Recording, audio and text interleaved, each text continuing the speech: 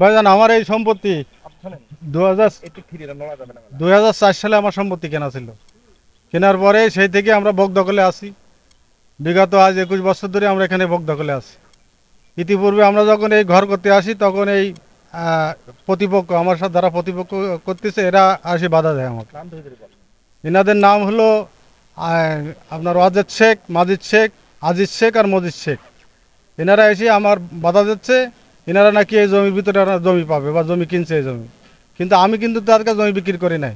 জমি বিক্রি করছে হলো জনাব মুন্সি, আর জনাব মুন্সির জমি হলো ওনার পাশে, আর আমি জমিটা কিনছি জনাব মুন্সি ছেলেবেলের কাছ থেকে। এখন ওনাদের সাথে আমার সঙ্গে কোনো সম্পর্ক নাই। সেই সুবাদে এখন তিনারা দাবি করতেছে আমরা জমি এই সাইডে নেবো, কিন্তু তাদের কোনো পাশ উল্লেখ নাই। অথচ আমাদের জমি মানে সমস্ত পূর্বে কেডা, পশ্চিমে কেডা, সব দক্ষিণে কেডা, উত্তর কেডা সব কিন্তু আছে। এখন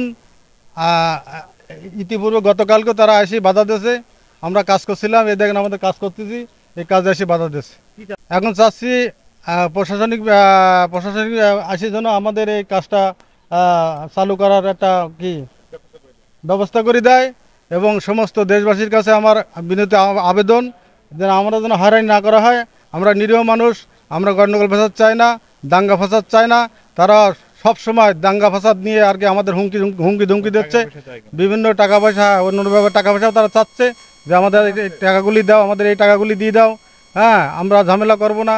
কিন্তু তারপরেও তারা বারবার এসে তারা আমাদের ঝামেলা করতেছে। এর আগে এই যে বিল্ডিংটা নিয়ে যে ঘটনা ঘটছে, এই বিল্ডিংটা নিয়ে তারা জমি পাবে না, কিছু পাবে না। তারা বলে জমি পাবো পাবো বলে তাদের কাছ থেকে 2 লক্ষ টাকা তাদের কাছ থেকে আপনার কি জরিমানা করে নিয়েছে তাদের কাছ থেকে। এখানে কিছু লোক থেকে এই কাজটা করে মানে জোরপূর্বক নিয়ে নিয়েছে। এরাও চাচ্ছে যে এখানেও একটা ক্যাজুয়াল বাদাই আমাদের কাছে কিছু টাকা পয়সা নেবে এই আর কি। এদের ওনার দখলে আছে। এখন হঠাৎ করে উনি যখন বিল্ডিং করবে সেই মুহূর্তে ওয়াজেদ গং, মাজেদ গং ওরা আর কি এরকম হঠাৎ করে মানে ওনার এই কাজে বাধা দেয়। আসলে হঠাৎ করে কাজে বাধা এরকম আর একটা বিল্ডিংয়ে দিয়েছিল, ওই একটা বিল্ডিং ওইখানে ওই রকম মনে করে যে বাধা দেওয়ার ফলে বাণী নাম করে একজন লোক ছিল, সে আমার দাদা বুঝি হয়, তার এরকম বাধা দিয়ে এরকম দীর্ঘদিন ধরে এরকম হয়রানি করেছে, করে লাস্টে বিভিন্ন সালিশ মাতব্বর ডাকায়ে তাদের কাছ থেকে প্রায় 2 লক্ষ মতো টাকা নিছে। আসলে এই টাকাটা একদম বৃথায় নিছে। ওরা কিন্তু জমি ওইখানে পাবে না। তারপরে 2 লক্ষ টাকা নিয়ে বিভিন্ন আমাদের এলাকায় যে গ্যাংটাং আছে তাদের দিয়ে খাওয়াইছে, তারা মাত্র 25,000 টাকার মতো পাইছে। এখন ওরা চাচ্ছে যে এইখানেও আমরা একটু বাতার সাথে দিয়ে আমরা কিছু টাকা পয়সা নিয়ে আমরা সরে যাব, কিন্তু আমরা এই টাকা পয়সা দিতে কেউ রাজি না, যার কারণে আমরা আইনের আশ্রয় নিতে রাজি হয়েছি। এই জন্য আমি প্রশাসন সহ সবার কাছে আহ্বান করতেছি এবং সাহায্য চাচ্ছি যেন আমার ভাই ইসমাইল ওনার কাজ যেন যথারীতিভাবে ভালোভাবে হয়। জমিটা হচ্ছে মূলত বিষ্ণুপুর গ্রামের রজবলী ছেলে সাত্তার এবং ইসমাইলের। আমি দীর্ঘদিন ধরে এখানে দেখছি তারা জমিটা ভোগ দখল করছে। বিশেষ করে 21 থেকে 22 বছর আমি দেখছি এখানে ভোগ দখল করে আসছে। ইতিপূর্বে যে কোনো কারণে বিল্ডিংটা করতে পারি না, বিল্ডিংটা রিস্ট্রিকশন শুরু করেছে, কিন্তু প্রাচীর দিয়েছে অনেক আগে। প্রাচীর দেওয়ার পর তো কোনো বাধা টাধা নেই। মূল বিল্ডিং যখন শুরু হয়েছে তখন থেকে এই প্রতিপক্ষ মানে ইসমাইলের প্রতিপক্ষ যারা মানে দাবি করতেছে, এরা বলেছে আমাদের ওখানে জমি আছে। বেসিক্যালি আমরা কখনো শুনিনি তাদের কাছে জমি আছে। যদিও পায় জমি তারা ইসমাইল তাদের কাছে কিনেছে, তার মূল মালিকের কাছে পেতে পারে। আমি চাই যে এটা যেহেতু যে জমির মালিক শান্তিপ্রিয় মানুষ, তারা সঠিকভাবে এখানে বিল্ডিংটা যাতে করতে পারে, কোনো বাধাগ্রস্ত না হয়, এই বিষয়ে আমি প্রশাসনের দৃষ্টি আকর্ষণ করছি যাতে সুন্দরভাবে কাজটা করতে পারে। এই জমি রাস্তা গেছে জমির মাঝাতে, এক সাইডে আমার জমি। এই জমি আমাদের 6.5 শতক কিনা, রেকর্ড 5 শতক, দলিল আছে 6.5 শতক। কিন্তু আমাদের কুচুকুরি মল আছে কিছু, সেই মলটা থেকে আমরা টাকা দিচ্ছি না বলে উকিল ঘরে তালা মেরি দিকে আমার ওই ছোটোটার কয়। তাই আমাদের শেষ 1.5 লক্ষ টাকা আমার কাছে নগদ টাকা আমি দিছি। এ টাকাটা ওই অজেত মাজেত এরাই সব ভাগ করে নিলে, এখন ওই নিয়ে টাকা গুনি দিলাম তারা মাত্র বর্গের কাছে। হ্যাঁ টাকা দিলাম, আমি বললাম 1.5 লক্ষ টাকা দেবো, তা আমি বললাম একটু কম করে নেন। তা বললাম ও কম হবে না, তা আমি বললাম এই নাও 10 টাকা বেশি। ঘুষি যদি না কম হয় তাহলে এই 10 টাকা বেশি করে নেন। আমরা সে জমি রায়ও হয়ে গেছি, বিল্ডিং হয়ে গেছে। অনাথ তো মানসিক হয়রানি সৃষ্টি করতেছে। এই জমির সমস্যা শাসনের ওনারা যখন বাইরে ছিল তখন দীর্ঘ জগতে আজ 22 বছর এখানে আমি এদের কাজ করি। এই জমি আমি করতে কখনো ওই জমির মূল মালিক যে আর যারা এখন আছে এরা কোনো জমি করতে আসেনি।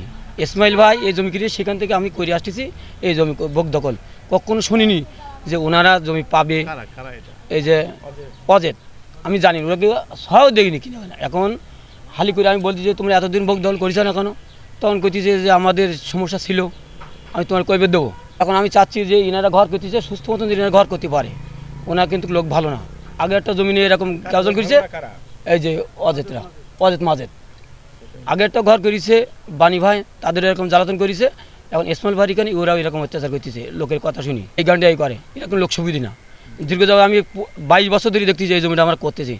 মূল মালিক ছিলেন আমার আব্বা মারা যাওয়ার পরে আমরা 3 ভাই ওয়ারিশ।